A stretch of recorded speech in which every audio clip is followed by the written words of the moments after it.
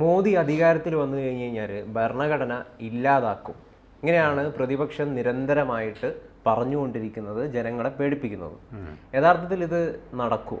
മോഡി വന്നു കഴിഞ്ഞാൽ വീണ്ടും ഭരണഘടന ഇല്ലാതാവുമോ? കാരണം കഴിഞ്ഞ ദിവസം മോഡി തന്നെ ഇതിന് മറുപടി നൽകിയിട്ടുണ്ട്.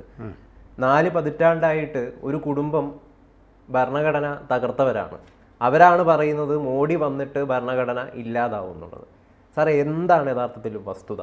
ഈ കോൺഗ്രസ് ആണോ ഭരണഘടന തിരുത്തുന്നവർ, ഇല്ലാതാക്കുന്നവർ, അതോ യഥാർത്ഥത്തിൽ BJP ആണോ? ഗൗരവ് പ്രധാൻ എന്ന് പറഞ്ഞ ഒരാളുണ്ട്. അദ്ദേഹം ഒരു ഡിജിറ്റൽ സയൻറ്റിസ്റ്റാണ്. എല്ലാ തിരഞ്ഞെടുപ്പുകളും 2012 മുതൽ എല്ലാ തിരഞ്ഞെടുപ്പ് കാലത്തും അദ്ദേഹം ഇന്ത്യയിലെ രാഷ്ട്രീയ സ്ഥിതി വിലയിരുത്തി തിരഞ്ഞെടുപ്പുകൾ പ്രവചിക്കാറുണ്ട്. അത് തികച്ചും സയൻറ്റിഫിക്കാണ്, ഡേറ്റാസും അനാലിസിസുമാണ്. ജനങ്ങളുടെ ഇടയിൽ വ്യാപകമായി സഞ്ചരിക്കും. ഗാസിയാബാദുകാരനാണ് അദ്ദേഹം. ഒരു IT എഞ്ചിനീയറായി തുടങ്ങി വിദേശത്തും സ്വദേശത്തുമായിട്ട് ധാരാളം ജോലികൾ ചെയ്തു. ഇപ്പം ബിസിനസ് ചെയ്യുന്ന ആളാണ്. അദ്ദേഹത്തിന് ധാരാളം പൈസയുണ്ട്. അദ്ദേഹം പറയുന്നത്, ഇനി എനിക്ക് സമ്പത്ത് കൂട്ടേണ്ട യാതൊരു ആവശ്യമില്ല, എനിക്ക് ആയുഷ്കാലം ജീവിക്കാനുള്ള സ്വത്തുവകകളായി കഴിഞ്ഞു, പിന്നെ ഇത് എൻ്റെ ഒരു സേവനമാണ്. ഞാൻ ഡേറ്റാസ് വെച്ചിട്ട് തിരഞ്ഞെടുപ്പ് പ്രവചിച്ചാൽ അത് 0.00001 എറർ പോലും വരില്ല എന്ന് പറഞ്ഞാൽ 99% കറക്റ്റാണ്, അതിൽ കൂടുതൽ കറക്റ്റാണ്. ഈ തരത്തിൽ അദ്ദേഹം 2014 ഇന്ത്യയിൽ മോഡി അധികാരത്തിൽ വരുമെന്ന് പ്രവചിച്ച ആളാണ്. 2019 BJPക്ക് ഒറ്റയ്ക്ക് ഭൂരിപക്ഷം കിട്ടും എന്ന് പറഞ്ഞ ആളാണ്. നമ്പർ പോലും കറക്റ്റായിരുന്നു. ഇപ്പോൾ ഗൗതം പ്രധാൻ പറഞ്ഞിരിക്കുന്നു, രാജ്യത്ത് നിന്ന് കോൺഗ്രസ് തൂത്തെറിയപ്പെടും. ഇത് ഡേറ്റാസും വസ്തുതകളും വെച്ചുകൊണ്ട് കമ്പ്യൂട്ടറിലൂടെ അദ്ദേഹം കണ്ടുപിടിച്ചതാണ്. ഇതൊരു ജ്യോത്സ്യ പ്രവചനമല്ല. സാധാരണ കള്ള ജ്യോത്സ്യന്മാർ ഇലക്ഷൻ പ്രവചിക്കാറുണ്ട്, അതുപോലെയല്ല, കൃത്യമായ പ്രവചനമാണ്. ഇപ്പോൾ ഇത് ഗൗരവ് പ്രധാൻ്റെ ഈ ആർട്ടിക്കിൾ പുറത്തു വന്നു കഴിഞ്ഞു. രാജ്യത്തെ ഈ ഇലക്ഷനിൽ 2024 ഇലക്ഷനിൽ എന്താണ് സംഭവിക്കാൻ പോകുന്നത്, ജൂൺ 4-ാം തീയതി നമ്മളൊക്കെ കാണാൻ പോകുന്ന റിസൾട്ട് എന്താണെന്ന് അദ്ദേഹം പറഞ്ഞു കഴിഞ്ഞു. അദ്ദേഹത്തിൻ്റെ അഭിപ്രായത്തിൽ ഇന്ത്യയിലെ ഗ്രാൻഡ് ഓൾഡ് പാർട്ടി ഇന്ത്യൻ മണ്ണിൽ നിന്നും വൈപ്പ് ഔട്ട് ചെയ്യുമെന്നാണ്. ഇത് അദ്ദേഹത്തെ കേട്ടിട്ടുള്ളവരെല്ലാം സാഹൂതം നോക്കിയിരിക്കുകയാണ്. വേറൊരു കാര്യം കൂടിയുണ്ട്. ഇന്ത്യയിൽ 11 കോടി ശൗചാലയങ്ങൾ നിർമ്മിച്ചു. ഇന്ത്യയിൽ 4 കോടി പുതിയ വീടുകൾ നിർമ്മിച്ചു പ്രധാനമന്ത്രി ആവാസ് യോജന പ്രകാരം. പിന്നെയോ 7 കോടി ആളുകൾക്ക് പുതുതായിട്ട് ജോലി കൊടുത്തു. 7 കോടി ആളുകൾക്ക് പുതിയ ജോലി കൊടുത്തു. ഇത് ചുമ്മാ പ്രൈം മിനിസ്റ്ററോ അദ്ദേഹത്തിൻ്റെ പ്രവർത്തകരോ വെറുതെ ബെഡായി പറയുന്ന കാര്യമല്ല, ഇത് കൃത്യമാണ്. കാരണം 160% EPF-ൽ ഇൻക്രീസ് വന്നു കഴിഞ്ഞ 5 വർഷത്തിനിടയിൽ. EPF-ൽ അത്രയും വർധന ഉണ്ടാകണമെങ്കിൽ അത്രയും പേർക്ക് ജോലി കിട്ടിയെന്നാണ് അർത്ഥം. അപ്പോൾ ഈ തരത്തിൽ ഇതെല്ലാം ഗൗരവ് പ്രധാൻ മുന്നോട്ട് വയ്ക്കുന്ന കണക്കുകളാണ്, കൃത്യമായ അനാലിസിസാണ്. ഈ കാര്യം കോൺഗ്രസ്സുകാർക്കും അറിയാം ഇപ്പോൾ. അപ്പോൾ അവർക്ക് ജനങ്ങളെ ഭയപ്പെടുത്തണം. ഇന്ത്യൻ കോൺസ്റ്റിറ്റ്യൂഷൻ അപകടത്തിലാകാൻ പോകുന്നു. ഇന്ത്യക്ക് റിട്ടൺ കോൺസ്റ്റിറ്റ്യൂഷനുള്ള ചുരുക്കം രാജ്യങ്ങളിലൊന്നാണ് ഇന്ത്യ. നമ്മളെ കൊളോണിയൽ ബ്രിട്ടീഷുകാർ ഭരിച്ചിരുന്നപ്പോൾ ആ ബ്രിട്ടന് ലിഖിതമായ ഭരണഘടന ഇല്ലാത്തൊരു രാജ്യമാണ്. അവിടെ കീഴ്വഴക്കങ്ങളാണ് പാലിക്കുന്നത്.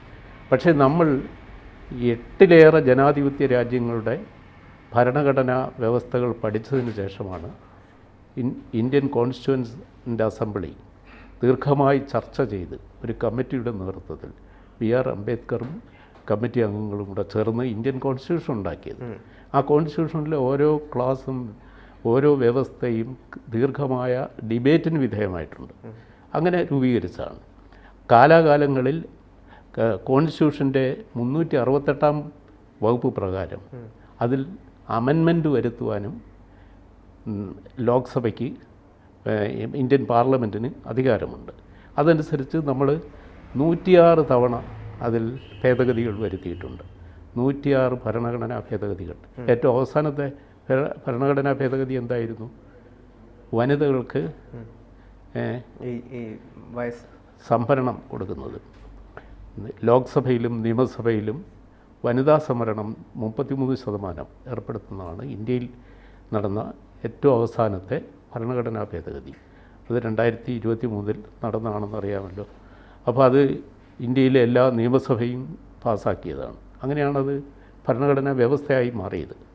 അപ്പോൾ അത് ഏത് വർഷം അടുത്ത പൊതു തിരഞ്ഞെടുപ്പിൽ അത് പ്രാബല്യത്തിൽ വരികയാണ്. അപ്പോൾ ഈ ഭരണഘടന 1949 നവംബറിൽ ഇത് കോൺസ്റ്റിറ്റ്യൂവൻ്റ് അസംബ്ലി പാസ്സാക്കി 50 ഇന്ത്യ ഒരു പരമാധികാര രാജ്യമായി ഭരണഘടന നിലവിൽ വന്നതിന് ശേഷം നമ്മൾ 106 തവണയാണ് ഇതുപര്യന്തം ഭരണഘടന ഭേദഗതി ചെയ്തത്.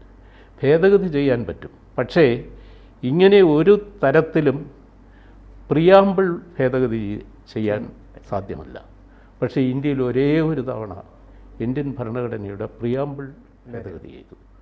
അതിൽ സെക്കുലർ എന്ന വാക്ക് എഴുതി ചേർത്തത് പാർലമെൻറ്റ് നിലവിലില്ലാത്ത സമയത്താണ്. ഒരു ഭരണഘടനാ ഭേദഗതി നടത്തേണ്ടതിന് കൃത്യമായി പാലിക്കേണ്ട ഒരുപാട് വ്യവസ്ഥകളുണ്ട്, ഒരുപാട് ചിട്ടവട്ടങ്ങളുണ്ട്. അതൊന്നും പാലിക്കാതെ അടിയന്തരാവസ്ഥ എന്ന ഒരു ഭീകരമായ അവസ്ഥയിൽ നമ്മുടെ ഭരണഘടന ഇന്ദിരാഗാന്ധിയാണ് പ്രിയാമ്പിൾ സെക്കുലർ എന്ന വാക്ക് എഴുതി ചേർത്തത്. അപ്പോൾ അങ്ങനെ പ്രിയാമ്പിളിൽ അമെൻമെൻറ്റ് നടത്തിയ ഒരേ ഒരു അവസരമേ ഉണ്ടായിട്ടുള്ളൂ ഇന്ത്യയിൽ. ബാക്കി എല്ലാ സമയവും കാലാകാലങ്ങളിൽ ആവശ്യമായി വന്ന നിയമ വ്യവസ്ഥയിലെ മാറ്റം അനുസരിച്ചിട്ടാണ് ഈ ഭേദഗതികളെല്ലാം വരുത്തിയത്. അങ്ങനെയുള്ള ആളുകൾക്ക് ഇപ്പോൾ ഈ തരം ഭയം ജനങ്ങളിൽ വിതറിക്കൊണ്ടല്ലാതെ ഏതെങ്കിലും തരത്തിൽ ഒരു കുറച്ച് സീറ്റിലെങ്കിലും ജയിക്കാൻ പറ്റുമെന്നവർക്ക് യാതൊരു വ്യാമോഹവുമില്ല.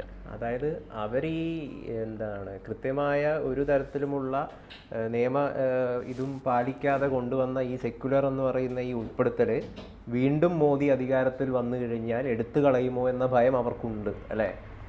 ഭരണഘടന അങ്ങനെ നമുക്ക് ആ വാക്ക് പ്രിയാമ്പിൾ അമെൻഡ് ചെയ്യാൻ പാടില്ലാത്തതാണ്. അന്ന് അത് ചോദിക്കാനോ പറയാനോ ഇന്ത്യൻ പാർലമെൻറ്റ് ഫ്രീസ് ചെയ്ത് വെച്ചിരിക്കുകയാണ്, നിലവിലില്ല. ദീർഘമായി 70 മുതൽ 77 വരെ 7 കൊല്ലം ഇന്ത്യയിൽ തിരഞ്ഞെടുപ്പില്ലായിരുന്നു, ഒരു സംസ്ഥാനത്തും തിരഞ്ഞെടുപ്പില്ലായിരുന്നു.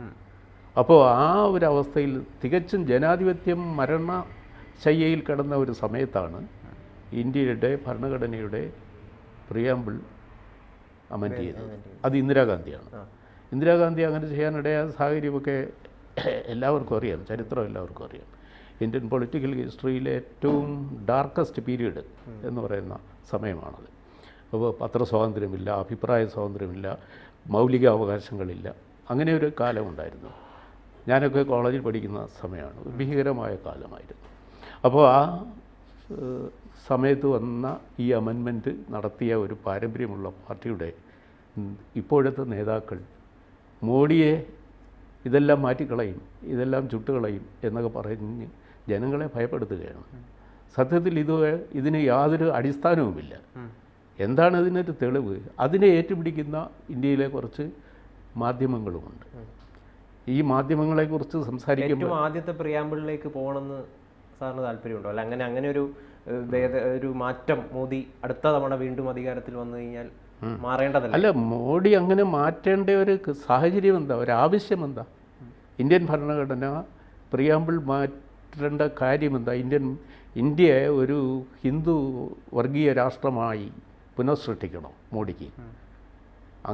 അങ്ങനെയാണല്ലോ ഭയപ്പെടുത്തുന്നതിൻ്റെ അടുത്ത വാചകം അതല്ലേ? ഇന്ത്യ ഒരു ഭീകര ഹിന്ദു രാഷ്ട്രമാകാൻ പോകുന്നു എന്നാണ്. ഈ ഹിന്ദു എന്ന് പറഞ്ഞാൽ എന്തോ ഒരു ഹിംസ്ര ജന്തുവാണെന്ന് ചിത്രീകരിച്ചിട്ടുള്ള ഒരു മുൻവിധി അവതരിപ്പിച്ചുകൊണ്ടാണ് ഇതെല്ലാം പറയുന്നത്. സത്യത്തിൽ വസ്തുതയെ നേർക്കുനേർ കാണാൻ ശ്രമിക്കുന്ന ഒരാളിന് ഈ പറയുന്നതെല്ലാം വെറും വാചകങ്ങളാണെന്ന് മനസ്സിലാവും.